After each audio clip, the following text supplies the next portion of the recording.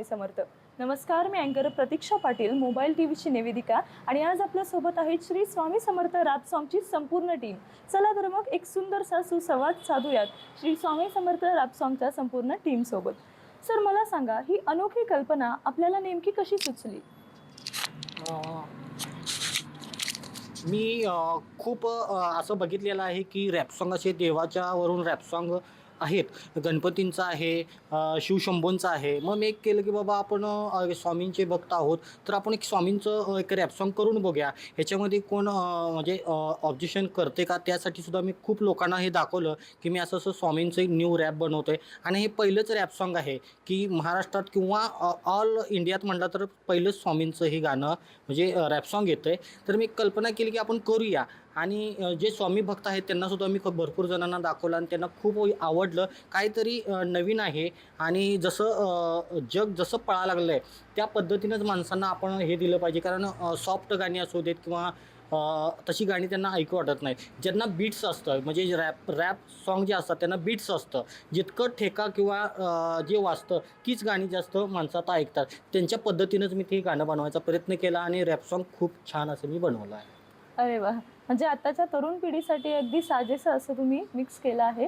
तर मला सांगा की पारंपरिक आध्यात्मिक विषय आणि आधुनिक रॅप या दोन्ही वेगवेगळ्या शैलींचं मिश्रण करण्यापाठीमागं तुमचा नेमका काय दृष्टिकोन होता? आता जर म्हणजे यंग पिढी जी आहे त्यांना जर भजनाला बसा म्हटलं तर ती भजनाला बसत नाही आहे. बरोबर. तर ह्याच्यामध्ये आपण काहीतरी नवीन हे करूया की त्या लोकांना रॅप सॉन्ग आवडतं, तर आपण त्यामध्ये रॅप सॉन्गमध्ये आपण ते कन्वर्ट केलेलं आहे. मग ते लेडीज असू देत किंवा जेंट्स असू देत, आता सर्वांनाच मुलांपेक्षा ना मुलींनासुद्धा रॅप सॉन्गच आवडतात. बरं.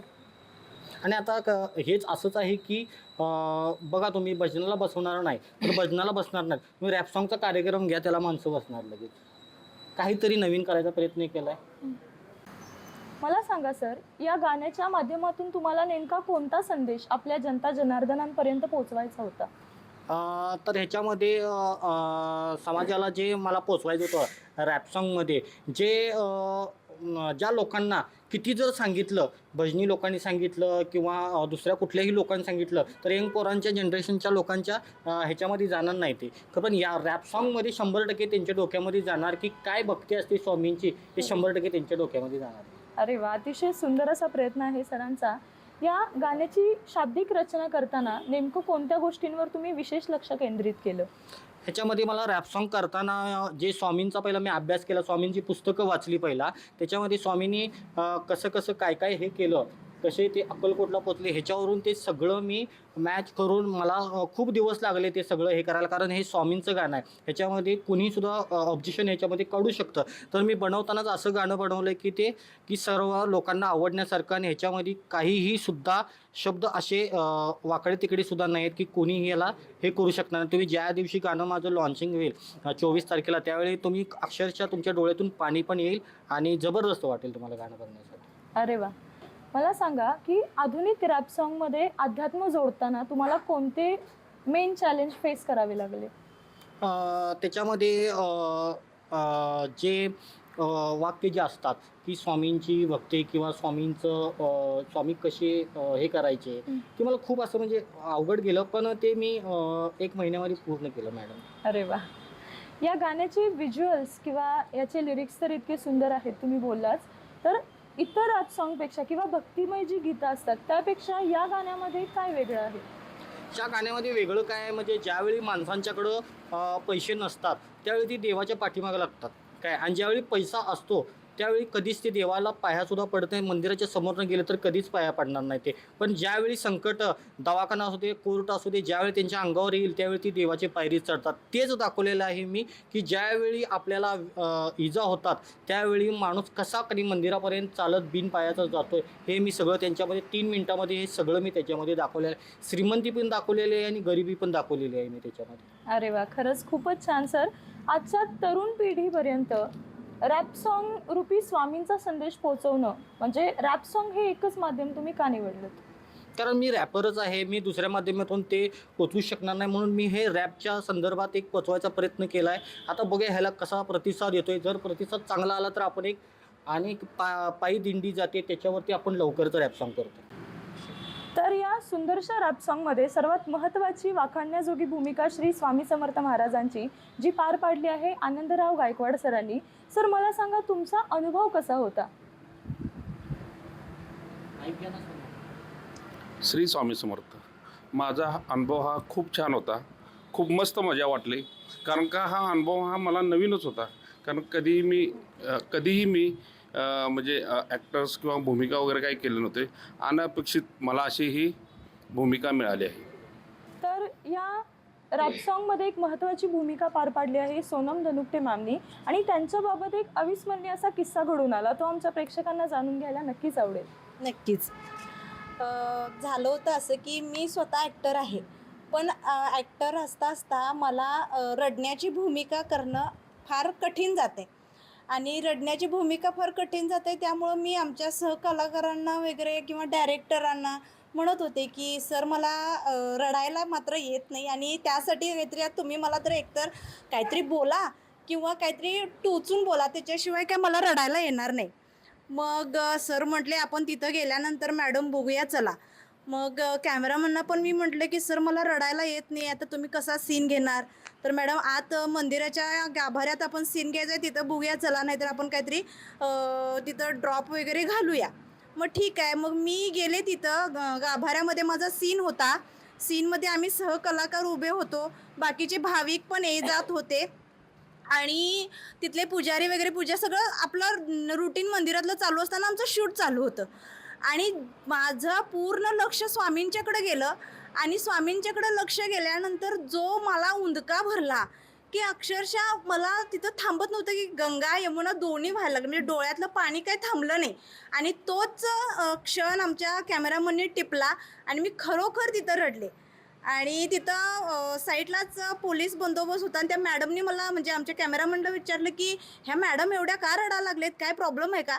त्याला आमच्या बाकीच्या सहकलाकारांनी वगैरे सांगितले की नाही, तिथं शूट चालू आहे आणि त्यामुळं ते सीन चालू आहे आणि त्यामुळे ते रडायला लागलेत. हा माझा स्वतःचा स्वामींनी दिलेला अनुभव म्हणायला काही हरकत नाही. अरे वा, अतिशय सुंदर अनुभव तुम्ही शेअर केला मॅम. श्री स्वामी समर्थ रॅप सॉन्गमध्ये प्रमुख भूमिका असलेल्या तेजश्री मोरे मॅम सुद्धा आपल्यासोबत आहेत. मला सांगा मॅम, तुमच्या भूमिकेद्वारे तुम्ही प्रेक्षकांपर्यंत कशा पद्धतीनं स्वामींचा संदेश पोहोचवला आहे? माझी म्हणजे म्हणायला गेलं तर सॉन्गचे जो चालू इंटरव्हल म्हणतात, जो म्हणजे ओपनिंग असतीच माझी आहे.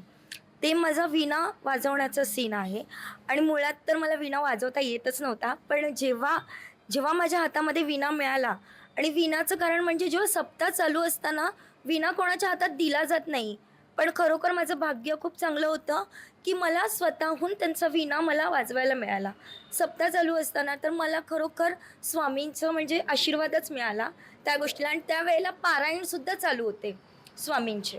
ते एक अनुभव मला आला की खरंच माझ्या पाठी स्वामी आहेत, तसंच माझ्या कलाकारांच्या पाठी आहेत. आणि म्हणायला गेलं तर हे मला कॅरेक्टर खूप आवडलं वीणा वाजवताना, कारण वीणा वाजवताना ज्या वेळेला वीणा वाजवता येत नव्हता त्यावेळेला नुसता वीणा पकडला, पण नंतरला जे डोळे बंद केले आणि जो वीणा वाजवायला लागली ती मी त्यांच्यामध्ये गुंततच गेली. अरे वा, तो माझा एक अनुभव होता. म्हणजे खरंच स्वामींच्या भक्तीची एक प्रचिती तुम्हाला हो, मिळून नक्की. गेली. तर या प्रोजेक्टमध्ये एक अतिशय महत्त्वाची भूमिका असलेले NK बाबा सुद्धा आपल्या सोबत आहेत आणि मला सरांना विचारायचं आहे की या प्रोजेक्टमध्ये टीम मेंबर ठरवताना तुम्ही कोणती स्ट्रॅटेजी वापरली? तुम्हाला कसं समजलं की हे कॅरेक्टर हेच करू शकतात? कसं आहे, ही आपण म्हणावे की स्वामींची देणच आहे, भगवंतांची देणच आहे. प्रत्येकाला आता समजा मी जर भाकरी करतो म्हटलं तर मला करता येतील का? नाही ना. मग प्रत्येकाला एक वेगळं दिलं. मग ही सगळी टीम मिळून एकत्र काम करत असते, प्रत्येकाचं वेगळं काम असते. तसं माझं एक वेगळं काम होतं, त्याचबरोबर कॅरेक्टर करणे हे माझं काम होतं. ते मी बहुबी केलेलं आहे आणि त्याचा प्रतिसाद आता पुढं कसा मिळते बघूया. इथून पुढे काय कास्टिंग लागलं वगैरे तर आठवण करा, आम्ही आहेच. हो सर, धन्यवाद. माझा आणखीन एक प्रश्न आहे सरांना की या प्रोजेक्टच्या प्रमोशनसाठी तुम्ही कोणती स्ट्रॅटेजी वापरली आहे? हां, आपण आता काय करतोय की जे कॅरेक्टर आहेत ते वेगवेगळ्या भागातून आहेत, त्या सगळ्यांना आपण पॉम्पलेट देतोय. 500 पॉम्पलेट देतोय. ते त्या भागात ते लावतात. म्हणजे इथून मुंबईपासून ते कोल्हापूर, आमचं गडिंग्लज, चंदगड, आजरा, गारगोटी ह्या भागात आम्ही ते पॉम्पलेट सगळीकडे लावतोय. अरे वा. ह्या प्रकारे आपण प्रमोशन करतोय. आणि खरंच सॉन्गची प्रचितीच इतकी आहे की प्रत्येक स्वामी भक्तापर्यंत ते पोहोचणारच आहे. हो. तर माझा शेवटचा प्रश्न आहे संपूर्ण टीमला की आपण सर्वजण मिळून आपल्या सर्व स्वामी भक्तांना या गाण्याच्या रूपाने किंवा आता तुमच्या मनात ज्या काही भावना आहेत त्यांच्या रूपाने काय संदेश देऊ इच्छिता? आताच्या पिढीला मी एकच सांगेन, भक्ती करा, भक्तीमध्ये मन रमवा आणि त्याची प्रचिती घ्या. मी आजच्या पिढीला हेच सांगेन की जिथे आपल्याला ठेच लागते तिथे आपण आई म्हणतो, तर ती आई म्हणजे स्वामी आई आहे. तर प्रत्येक पिढीनी तर मला म्हणायला गेलं तर आजकाल म्हणजे सगळेच लोक आजकाल स्वामींना मानायला लागलेत. कारण प्रत्येक गोष्टीत अशक्यही शक्य करतील स्वामी, हे प्रत्येकाच्या तोंडातून नाव आहे. तर मी पिढीला एकच सांगेन की प्रत्येक संकटामध्ये नक्कीच स्वामी धावून येतात. तर नक्की स्वामींची प्रचिती अजून जगभर सगळीकडे प्रसिद्धी गेल्या पाहिजे. आणि जे जे मठ आहेत, अक्कलकोट तर म्हणजे निवासस्थानच आहेत, पण आजकाल या प्रत्येक गावागावामध्ये स्वामींची प्रचिती झाली पाहिजे. तर आता आपले प्रेक्षक खऱ्या अर्थाने खूप उत्सुक आहेत इतकं सर्व जाणून घेतल्यावर की कधी एकदा त्यांना सॉन्ग पाहायला मिळतंय. मला सांगा सर, सॉन्गची लॉन्च डेट काय आहे आणि या संपूर्ण प्रोजेक्टमध्ये जे मोलाचं सहकार्य असतं ते आपल्याला कोणाचं लाभलं? ह्याच्यामध्ये जे गाणं आमचं जे आम्ही प्रसिद्ध करणार आहे ते 24 मेला आम्ही प्रसिद्ध करणार आहे आणि ते शाहू स्मारकलाच आम्ही प्रसिद्ध करणार आहोत. आणि इतकं म्हणजे मला वाटलं पण नव्हतं की गाणं हे होईल. तर स्वामींच्या कृपेने शेवटला मला बावडा मिसळ असू दे किंवा अमोल कोरेसाहेब असू देत, यांनी मला मदत केली की तू उभा राहा आणि हे काम कर, तुला काय लागेल ते मी देतो. म्हणजे स्वामींच्या रूपातच ते आले माझ्यासमोर आणि मी कधीच त्यांना बघितलं नव्हतं, पण ऐकून त्यांचं नाव होतं. पण ते देवासारखे माझ्याकडे आले, मला फोन केला, तू ये, तुला काय गरज आहे ते आपण करूया आणि हे स्वामी रॅप सॉन्ग तू पुढे ने, अजून पण तुला काही गरज असेल तर मी करतो म्हणले. आणि इतकं अमोल सरांनी खूप छान असे मला मदत केलेली आहे, आमच्या टीमला पण आणि आम्हाला पण, आणि अशीच आम्हाला ते मदत करत राहावं अशी आमची इच्छा आहे टीमची. खूप खूप धन्यवाद सर. तर आज आपल्यासोबत होती श्री स्वामी समर्थ रॅप सॉन्गची संपूर्ण टीम. 24 मेला हे सॉन्ग लॉन्च होणार आहे. तर आपण सर्व स्वामी भक्तांनी संपूर्ण महाराष्ट्राने भारताने या सॉन्गला तितकंच प्रेम द्यावं हीच स्वामीचरणी प्रार्थना. श्री स्वामी समर्थ.